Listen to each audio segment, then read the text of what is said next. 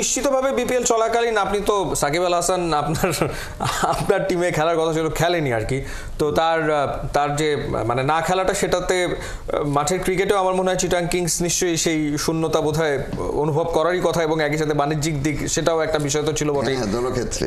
দুটো ক্ষেত্রে এবার চ্যাম্পিয়ন্স ট্রফিতেও তো সাকিব তো আসলে তো থাকছে না, সেটা কি আসলে কভার আপ করে ফেলতে পারবে বাংলাদেশ, কি মনে হচ্ছে?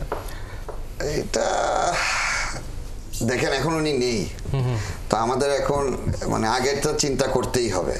যেমন আমি ভাইয়ের সাথে একটু আগে আলাপ করছিলাম যে প্লেইং 11টা কি হবে। তা আপনি যদি এখন আমার ওপিনিয়ন দেখেন,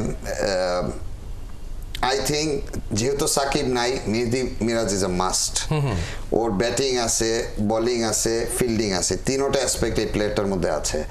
এখন ওকে কিভাবে প্লেইং 11-এ ঢুকাবে, এটা কিন্তু একটা মুশকিল ব্যাপার, যেহেতু সাকিব নেই। সাকিব থাকলে it would have been a different scenario. Also he is a good think tank. Overall he is a super player. এখন যেহেতু সাকিব নেই, ওই একটা সাকিবকে রিপ্লেস করতে যে আপনি আরেকটা প্লেয়ার ঢুকাবেন, এটাই তো ইটসেলফ অনেক মুশকিল হয়ে যাচ্ছে। আপনি যদি এখন সাকিব থাকতো, তাহলে আপনি হয়তো ওই ক্ষেত্রে চিন্তাই করা আপনার প্রয়োজন হতো না। বাট যেহেতু সে নেই, এখন আমাদের আগে চিন্তা করতে হবে। কিন্তু আগে চিন্তা করার সিনারিওটা ইটসেলফ ইজ বিকামিং ডিফিকাল্ট। আপনি 11-র মতো মেহেদী মিরাজের মতো একটা সুপার প্লেয়ারকে কিভাবে ফিট করবেন?